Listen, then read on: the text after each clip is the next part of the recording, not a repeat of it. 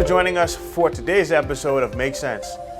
We've all heard the expression, your health is your wealth. Not being able to show up for work or manage your business due to an illness can be costly in lost income and health expenses.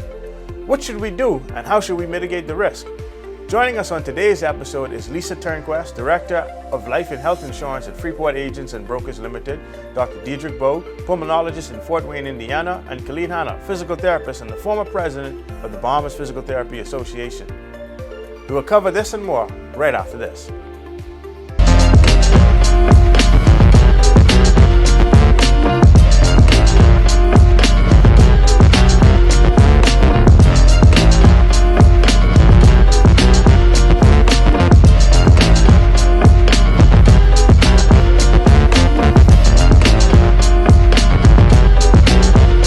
Welcome back, everyone, and here to make sense of your health, your wealth, are our expert panel. We'll get right into it and we'll ask Dr. Bowe. Many of us, being young or feeling young, usually put health on the back burner. Is this a good chance or a chance that we should be taking? Absolutely not. So everybody knows the proverb, an ounce of prevention is better than a pound of cure. Basically, when we're young, we should take advantage of that as much as we can to stay healthy. If we are able to exercise, live a good lifestyle, meaning not drinking, not smoking, trying to exercise, eat a good healthy diet, you can prevent a lot of the illnesses that plague the whole world today. When you're young, yes, we compensate well, but the problem with that will be going forward, when you're older, your body will no longer be able to compensate, and then that's when you'll run into a lot of problems.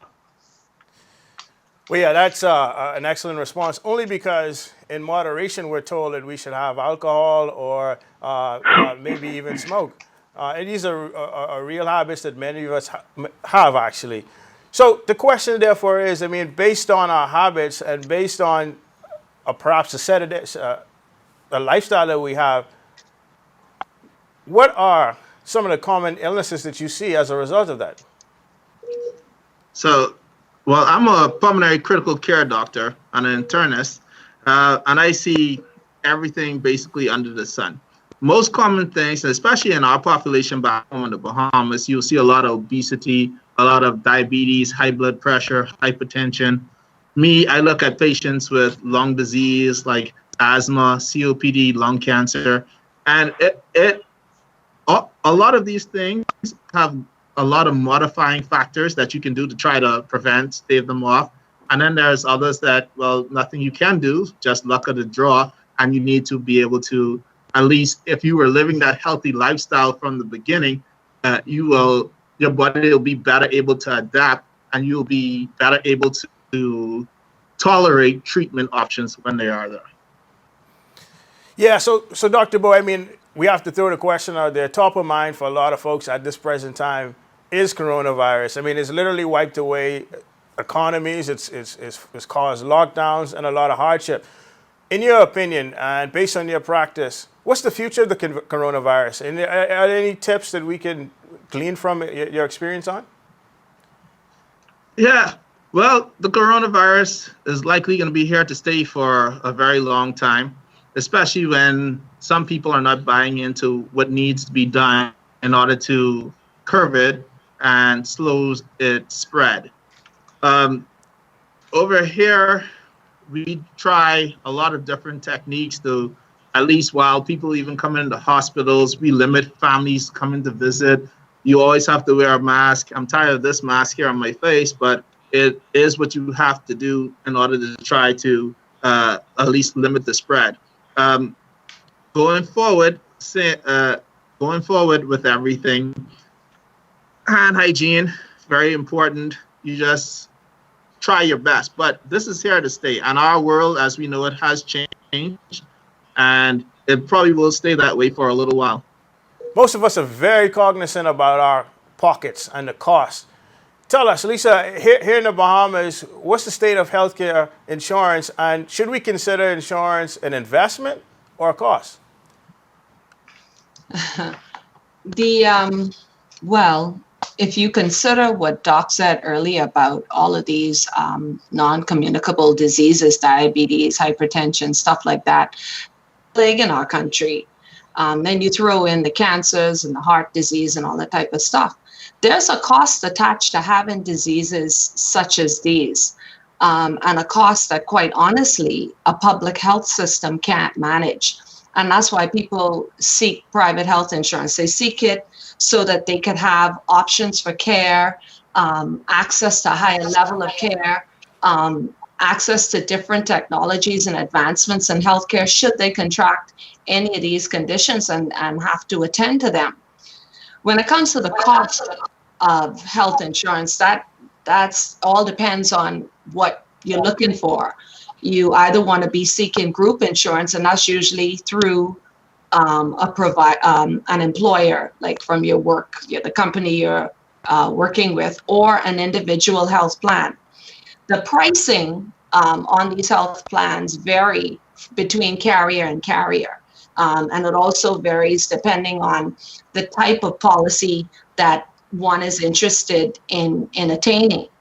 On the group plan, you're going to have a couple of things go into the cost factor, and it's going to be the demographics or the population mix of the group that you're looking to insure, males versus females, young versus old, the current state of health of those persons you're seeking to provide insurance for, ongoing medical conditions, and then the disease probability.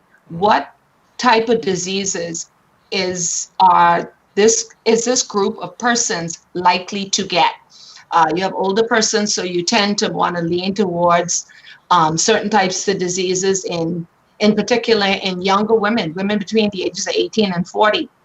There's a high likelihood that they're going to have babies. So there's a maternity consideration to factor in. On the individual side, when you look at an individual cover, it's a little more risky, because the weight of the premium relies solely on the individual who's seeking the insurance coverage and their ongoing conditions, which likely under an individual plan may be excluded. And then again, the disease probability of your age band or your gender band. Pricing also comes down to what type of plan do you want? Do you want a major medical insurance plan that's in place for you when the catastrophic stuff happens? Or do you want a plan that's just going to cover every time you go to the doctor? It all depends on the extreme level of coverage that you want to have and that you can actually afford. Yeah, no, that's excellent points there.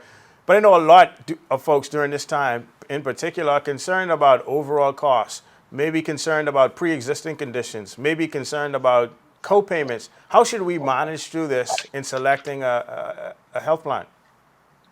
Well, as it relates to pre-existing conditions, as it relates to health insurance in general, my advice is, without wavering, you need to be completely honest about your current state of health when you're completing a medical insurance application. It makes no sense telling a little white lie that, I don't have this, I'm not on anything, I'm perfectly well, because it's going to come out in the wash. What's going to happen is you're going to end up in the hospital and all your information is going to come forward. Whether, you go in just for COVID. For instance, in an environment like this, you go in with symptoms of COVID and then you realize that you had an underlying condition like diabetes. So the first thing that people need to do is be prepared to be completely honest when you are trying to attain medical insurance coverage. The second thing you want to be certain of is that you're buying the appropriate plan. Don't just buy a plan that, this is cheap, I could afford this. Because what you don't pay for in the front, you're going to pay for in the back. And so, you want to make sure that you sit and you have a discussion with the health insurance expert to find out the level of coverage they're extending to you, what benefits you're covered for, what limitations or exclusions exist on the policy that you're purchasing. Because otherwise, what's going to happen in the most, I guess, unfavorable time is you're going to be faced with a medical condition, and you're going to be limited with the coverage with the cover for it. And that's in the most chronic case, the worst thing that could happen. Yeah, indeed. These are rough times and a great response. But we're going through a cycle in the economy where there's high unemployment. What tips do you recommend for those that may be going through a period of job loss and trying to maintain health insurance costs, well, coverage as well? Yeah, that's a very, very serious concern. My personal perspective on it is from an ethical point of view. An employer that has an employee covered for under their group health plan should really give some notice of termination or release for whatever reason, whatever cause there may be. Because here's the situation. You end up losing your job and you're currently undergoing medical treatment for something, and that coverage is cut off. That means your access to that level of care is severely compromised. Okay, and let's face it, you have two doctors on this panel. They know they know their procedures, their treatments are not cheap. The cost of medical treatments, medical services is extraordinary because it's saving lives. And so when someone loses their job, immediately they should go out and try to seek some type of coverage, even if it's what's called like bridge coverage, something that can be used in the interim between jobs, maybe a quarterly health insurance plan that could help them until they get fixed again on a job that provides group health insurance. Also, when you're confused, seek the advice of an insurance professional. Don't go it alone. There's really no need for you, because you need someone who is going to explain the technicalities and the intricacies of these insurance plans. Insurance people like to use all types of terms, deductibles, out-of-pocket, stop losses, actuaries, all these terms that can make the whole process of insurance kind of overwhelming. So you really need to be in a position or put yourself in a position to have someone assist you with that. And, that's my advice. And not because I'm on the other side of the table. I worked in health insurance with a carrier for 20 years, and only recently have I come out on the other side as a broker. Speak with someone who has not just their remuneration in mind, but they have your health and your well-being as the priority. Thanks for that, Lisa. Very, very, very good advice. Just want to turn, based on your answer, to Dr. Bowe. In terms of seeking advice, many of us are very afraid to see a doctor. If we have a slight ailment, we would defer. If those symptoms become more severe, we still defer. Only until it becomes a severe issue do we see a doctor. How do you help? Can you tell us? I mean, how do we get more comfortable with going to the doctors, particularly males? You have to find physicians that are actually can relate to the population that they're treating. And it has to be a lot of both community work, from educating the public to doctors being able to break things down to a level based on the individual. Like me, my patients up here in Indiana, for the majority of the times, we have a very good relationship. Before, I personalize things really well. When I introduce myself for the first time seeing a patient, I let them know about me, let them know I'm from the Bahamas, let them know about my family, where I did, what I trained with, and then I get to hear about them and their family. From there, you tell people, advise them of symptoms, advise them of these things that they need to know about, to say, hey, if you have these, there's no problem seeking help. God put people there in that position to help. So, there's a lot of, like back home in the Bahamas, a lot of people that are opposed to claiming illnesses and saying, well, I don't have this, that. And oftentimes it's just better just to tell them, say, hey, look, you may have this, but you can live a long, healthy life by doing a little bit of extra. Say, hey, take this blood pressure medication so that you don't die. Hey, take your diabetes medication so you don't lose a foot. And, you know, it's just about education. Sometimes even going back to what we talked about, people were like the younger generations and they're healthy. Some people that they have like type 1 diabetes where you're insulin dependent. A lot of people with this condition, especially having it so young because their body can compensate so well, often don't take the time to try to control the disease. And in that case, times like that is where you will get your complications coming later in life. So basically, you need a all-around approach. The family has to be involved, the physicians, and you have to have people to buy in. And most often it just takes a time just to talk to somebody and let them and see why they are resistant to things. And then once you can do that, then where to go from there. Great. So the thing is, most of us, as you know, think a lot about what we do during the day. What keeps you up late at night regarding the risks that we face from your perspective? And I'll start with Lisa. I tell you, it's been on my mind for a very long time. The real risks that we face, and I looked at this on three levels.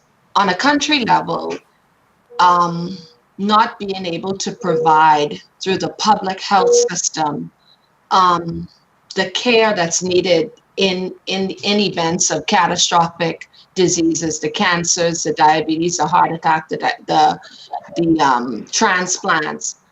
We just don't have the ability. And COVID has definitely exposed, you know, even at the best level of hospital, the weaknesses in these systems. And the Bahamas is no different. On an employer level, employers not being able to afford to enroll their employees in a group health plan, to at least enable them options for care, options for higher care that's available. And I speak primarily about areas like Freeport and the other family islands. Nassau has PMH, Nassau has doctors, Nassau has a number of medical facilities. Freeport, we're extremely limited. Hurricane Dorian made us extremely compromised when it comes to the level of healthcare that's available. So that's the second level. And then on the third and final level is the personal level. People not working, people losing their job, being ejected from their group health plans, and just independently not being able to afford to purchase health insurance on their own to protect them in the event of these unforeseen conditions. Let's face it, if people knew that they would get cancer at age 45, I'm certain they wouldn't take summer vacations and, you know, buy luxury cars. They just put the money aside in place so that when these diseases happen, they could afford to take care of themselves. Diseases and illness and accidents are not like that. They happen when they happen. And you just pretty much got to be in a position. And that's why health insurance, Doc asked me earlier about monies that he would have paid into an insurance plan for all those years. And I told him, health insurance is not the refunding side of insurance. So you got to have that coverage in place that kind of walks over you like an umbrella throughout life, just in the event that something happens. So my greatest concerns and the things that keep me up relative to this matter are that we're not going to be able to afford on any level, on a country, on an employer, and on an individual level, to afford health insurance and health care. Yes, definitely some food for thought regarding consideration about keeping your health insurance coverage. And to Dr. Bowe, I mean, what are the risks from your perspective? Yeah, there's a lot of things that keep me up at night. 2 kids, but in general, the thought. So in these times in particular, COVID, a lot of people just don't take this serious. They don't understand. They're not there and they're not seeing the effects that it has on people and their families, it's a very expensive venture. I had a 80-plus-year-old gentleman that was in the ICU for a month and had to go to rehab, didn't reach back home for about almost 60 days, 2 months. And his bill was astronomical. Like, you're talking like $1.5 million. Okay? But with that being said, I mean, some things just can be prevented, and it's just education. Sometimes you have to trust your professionals and let you know, say, hey, this is something that's real, and you don't want to wait until it comes to your door, and then at that point in time, you can't do anything about it. Your loved one fell sick, your loved one died from it. Also, reverse to that, you have where it is, there are some people that are trying to overcompensate for it, meaning that, as you were saying before, like, you know, some people, they won't come out to seek medical attention because of the COVID. Now, so there's a lot of people that are dying of heart attacks at home and different things that would have maybe come out to the hospital and seek medical attention. Like, even in like clinics. So my clinic, at the height of the COVID a few months ago, we had to kind of go to telemedicine, or we shut the clinic down because it was my population is at high risk. But at the same time, like, if you're not making it yourself accessible, these patients, they're afraid, so they're not coming out, and then they end up having a adverse outcome at home. So those kind of things kind of keep me up at night. One, really want to stress the importance of just general health, just simple washing hands, sanitizing, just covering your face with a mask, so that if you have it, you lessen the chance of getting it to somebody else. And if somebody else like doesn't have it and they're walking around, they take in less particles if it's at all possible. But I mean, bottom line is, at the end of the day, I'm a Christian. You have to put God first, and you have to believe and trust. But also, you have to try to remember that, you know, some people out there that are seeing these things on a daily basis, like myself, and you can, like, you know, try to take a number from them and be like, okay, let me try do my part. So, Khalid, you spoke a bit about coronavirus and muscle atrophy. Tell us, what are some of the common ailments that you find in the workplace that may impact worker productivity, especially as an employer or a business owner? Typically, what we found is that chronic illnesses have been the base of what has been affecting workplace productivity. By the time these patients present to a physical therapy clinic, they might present as lower back pain patients, or shoulder pain, or some posture-related musculoskeletal injury. But what we have found through the published data is that as high as 70% of these musculoskeletal injuries have a comorbidity of one of these chronic illnesses like obesity. And it would behoove employees and employers to invest in their health ahead of time so that they could avoid such injuries. How this is done is, with some companies, they implement wellness programs to try and encourage employees to be fit and well. That's a good point. And it's amazing how there's so much interconnectivity between the insurance side, between the medical side, and now on the physical therapy side. Khalid, I want to ask, I mean, what recommendations would you have for us in the workplace? I know you talked about wellness programs, but how can we personally be aware of our physical environment and ensuring that, you know, our posture is correct, or any other recommendations that you can give so we may not have a very, very high insurance bill at the physical therapist's office? Well, as physical therapists are movement specialists, what happens at times, companies engage with a rehab professional to come into their facility and assess the workplace for the ergonomics. This is in the ideal situation, and it does lead to cutting cost of missed days because of these type of injuries that we talked about.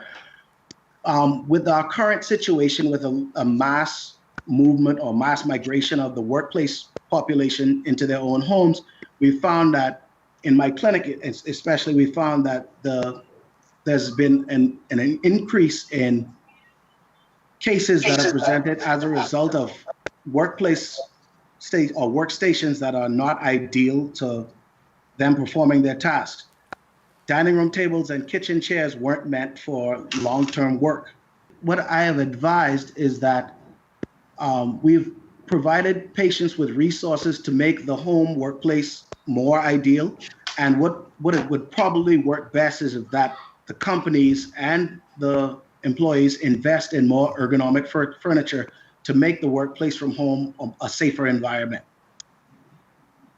So, Khalid, I mean, I have to ask you, as I would have asked Lisa and Dr. Bowe, what keeps you up at night from your perspective? I mean, what really gets you going about your perspective on the future of physical therapy or patients themselves? I mean, if you were to encapsulate it in 2 or 3 sentences, what is it that you would want to see improve?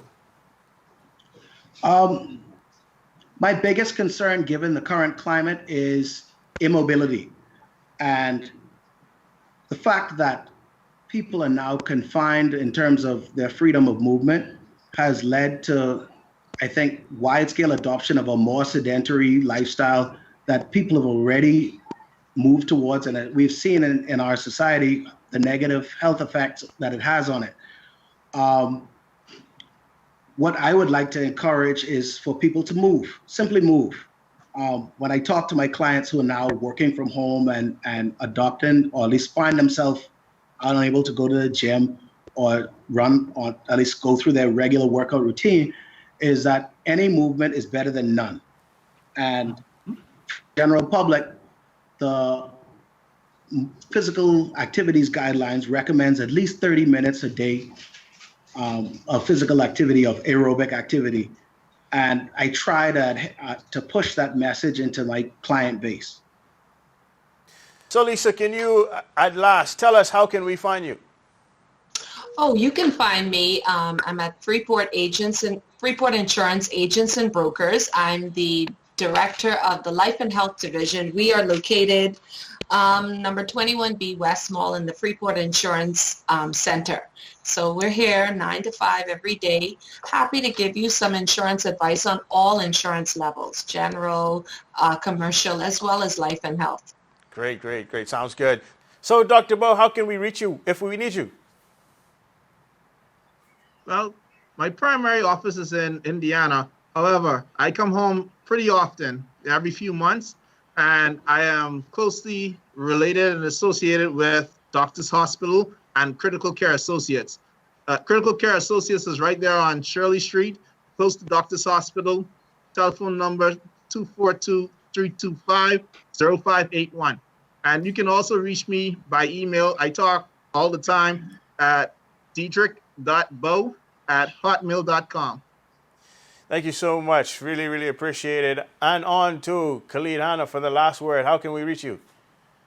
Okay, I can be reached at Rhoda E. Hanna Physiotherapy. This is number 38 East Avenue in Centerville, or via email at rehpt@outlook.com, and on social media at REH Physiotherapy on Instagram. We'd like to thank all of our guests for joining us on this episode of Make Sense, and we hope for you that you've enjoyed our presentation and that your health becomes your wealth. You're watching RBNTV. We are networking, promoting, we're scoring points for you, proclaiming, declaring, here to encourage you. No matter the problem, we will enlighten you. We hear you, please listen. There is a point of view. You're watching RBNTV. We're transforming minds, empowering lives, inspired by kingdom principles that work for